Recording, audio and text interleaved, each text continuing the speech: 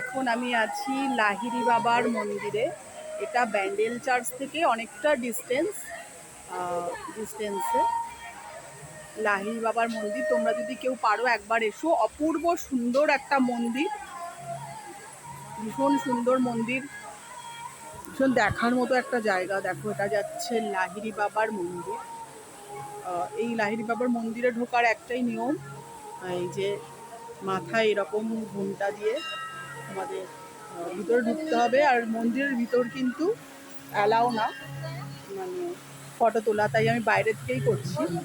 এই যে ভীষণ সুন্দর একটা ফাউন্টেন, ভীষণ সুন্দর একটা ফাউন্টেন, এই যে খুব সুন্দর একটা জায়গা। এখানে এসে মনটা একবারে খুব ভালো হয়ে যায় আর কি। ভীষণ সুন্দর একটা জায়গা, ফাউন্টেন,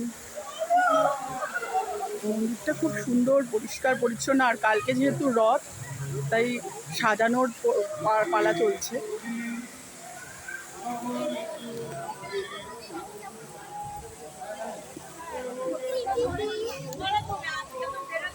মন্দিরে ঢোকার জন্য এই দুপাট্টাটা ভাড়া করতে হলো, যেহেতু দুপাট্টা নিয়ে আসিনি। এই যাচ্ছে লাহিড়ী বাবার মন্দির, এই যাচ্ছে লাহিড়ী বাবার মন্দির। মন্দিরটা অপূর্ব সুন্দর, ভীষণ সুন্দর। ভিতরটা যদি একটু অ্যালাউ করতো তাহলে আরেকটু তোমাদেরকে ভালো করে দেখাতে পারতাম যে কতটা সুন্দর মন্দিরটা। দেখো ফাউন্টেন চারদিকে। এই যাচ্ছে মা কালীর মন্দির, মা কালীর মন্দির। শ্যাম বাবার মন্দিরে আসতে পেরে ভীষণ ভালো লাগছে। এত সুন্দর, খুব সুন্দর মন্দির। তোমরা যদি পারো কেউ একবার এসো। এই জায়গাটার নাম হচ্ছে বাঁশবেড়িয়া। বাঁশবেড়িয়ার তোমরা যদি কেউ আসতে চাও, শ্যাম বাবার মন্দির, এটা আশ্রমের মতন একটা মন্দিরটা।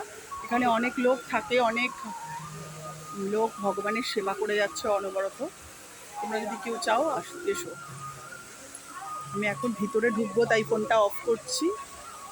এই যে খুব সুন্দর একটা মন্দির। Bye bye. আবার নেক্সট কোনো ভিডিও করলে তোমাদের আবার দেখাবো নতুন নতুন জায়গা। বাই।